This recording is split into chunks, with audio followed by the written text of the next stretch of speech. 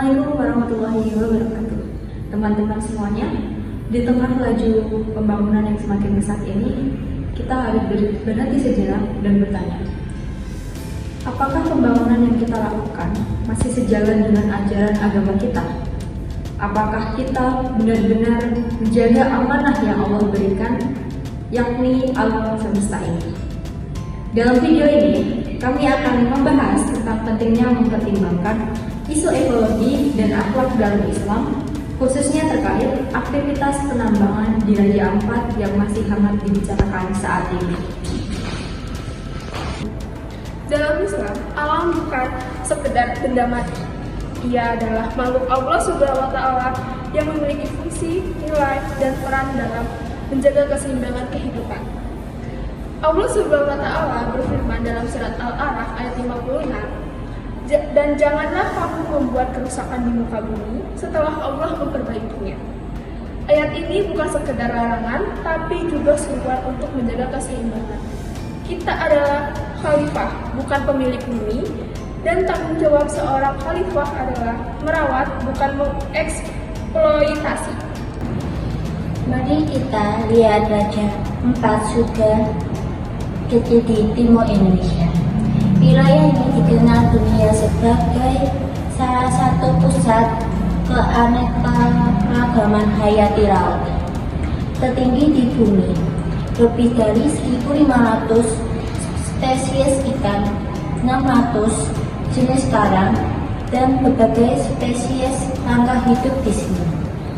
Tapi sayangnya, kini Raja Ampat menghadapi ancaman penambangan nikel dan sumber daya alam lainnya.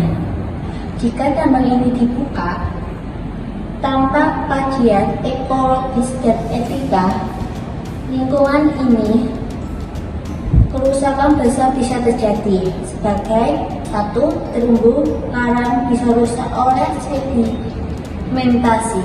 2, ekosistem laut terganggu. 3, kehidupan masyarakat adat yang bergantung pada laut dan hutan bisa terganggu. Dengan yang paling menyedihkan, kerusakan itu tidak bisa diperbaiki lagi. Lalu, apa kata Islam soal ini? Islam tidak melarang pembangunan, tapi Islam menekankan akhlak dalam pembangunan. Pembangunan yang mengorbankan lingkungan, merugikan masyarakat adat, dan merusak cipta Allah bukanlah pembangunan yang diridhoi. Rasulullah SAW bersabda, sesungguhnya dunia ini hijau dan indah, dan Allah menjadikan kamu sebagai pengelola di dalamnya. Maka lihatlah bagaimana kamu memperlakukannya. HR Muslim. Ini artinya kita diminta untuk berpikir jangka panjang, bukan hanya jangka untung. Ekonomi boleh berkembang, tapi tidak boleh dengan menghancurkan masa depan. Masyarakat lokal di Raja Ampat sebenarnya punya pengetahuan luar biasa tentang ekologi. Mereka hidup harmonis dengan alam selama ratusan tahun.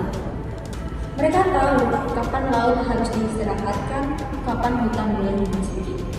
Jadi, mereka harus dilibatkan dalam proses pengambilan keputusan.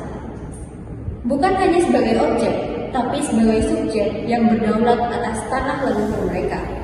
Dan pemerintah serta perusahaan harus melakukan hal seperti kajian dampak lingkungan yang serius, melibatkan masyarakat lokal dalam setiap langkah, dan memprioritaskan untuk pembangunan yang berkelanjutan seperti ekowisata dan konservasi.